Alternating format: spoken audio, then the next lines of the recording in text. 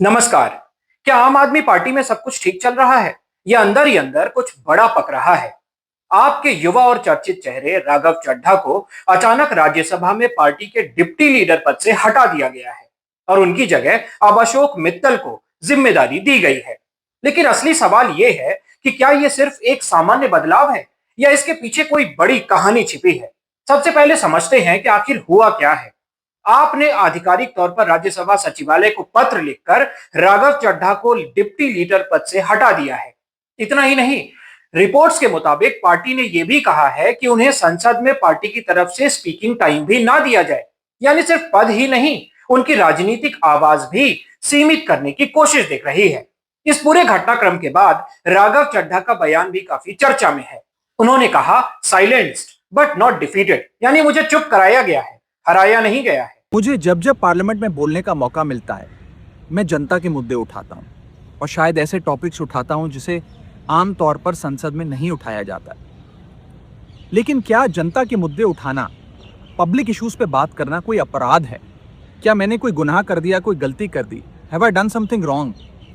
ये सवाल आज मैं इसलिए पूछ रहा हूँ क्योंकि आम आदमी पार्टी ने राज्यसभा सेक्रेटेरिएट को ये कहा है कि राघव चड्ढा के पार्लियामेंट में बोलने पर रोक लगा दी जाए। जी हां, आम आदमी पार्टी ने पार्लियामेंट को यह सूचित किया है कि राघव चड्ढा को पार्लियामेंट में बोलने का मौका ना दिया जाए। अब भला कोई मेरे बोलने पर रोक क्यों लगाना चाहेगा? मैं तो जब बात करता हूं देश के आम आदमी की बात करता हूं। एयरपोर्ट पर मिल रहे महंगे खाने की बात रखी, जोमैटो ब्लिंकिट के डिलीवरी राइडर्स की प्रॉब्लम रखी, खाने में मिलावट का मुद्दा उठाया, टोल प्लाजा लूट से लेकर बैंक चार्जेस लूट की बात करी, यहाँ तक कि मिडिल क्लास पे टैक्स के बोझ से लेकर कंटेंट क्रिएटर्स पर स्ट्राइक क्यों करी जाती है, टेलीकॉम कंपनियां कैसे 12 महीने में 13 बार हमसे रिचार्ज कराती हैं, डेटा रोल ओवर नहीं देती हैं, रिचार्ज खत्म होने के बाद इनकमिंग रोक देती है, तमाम इश्यूज मैंने सदन में उठाए। और ये मुद्दे उठाने के बाद देश के आम आदमी का तो फायदा हुआ, लेकिन इससे आम आदमी पार्टी का क्या नुकसान हुआ? भला कोई मुझे बोलने से क्यों रोकना चाहेगा? कोई मेरी आवाज को क्यों बंद करना चाहेगा? यह बयान साफ संकेत देता है कि मामला सिर्फ एक पोस्ट का नहीं बल्कि अंदरूनी टकराव का हो सकता है। अब आते हैं सबसे बड़े सवाल पर, राघव चड्ढा को हटाया क्यों गया? इसका पहला एंगल है, क्या उनकी बढ़ती लोकप्रियता पार्टी के लिए असहज हो रही थी? राघव चड्ढा को आपका एक मॉडर्न, एजुकेटेड और मीडिया फ्रेंडली चेहरा माना जाता है। उनकी पब्लिक इमेज लगातार मजबूत हो रही थी। दूसरा एंगल है, क्या पार्टी के अंदर पावर बैलेंस बदल रहा है? राजनीति में अक्सर ऐसा देखा गया है कि जब कोई नया चेहरा तेजी से उभरता है तो अंदरूनी समीकरण बदलने लगते हैं। तीसरा एंगल है, क्या यह सिर्फ एक रणनीतिक फैसला है?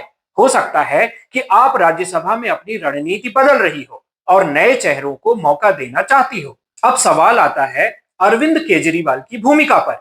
क्या यह फैसला सीधे हाईकमान से आया है या पार्टी के अंदर अलग अलग गुट बन रहे हैं? फिलहाल पार्टी की तरफ से कोई आधिकारिक कारण सामने नहीं आया है, लेकिन सियासी गलियारों में चर्चा तेज है कि आपके अंदर सब कुछ पहले जैसा नहीं रहा।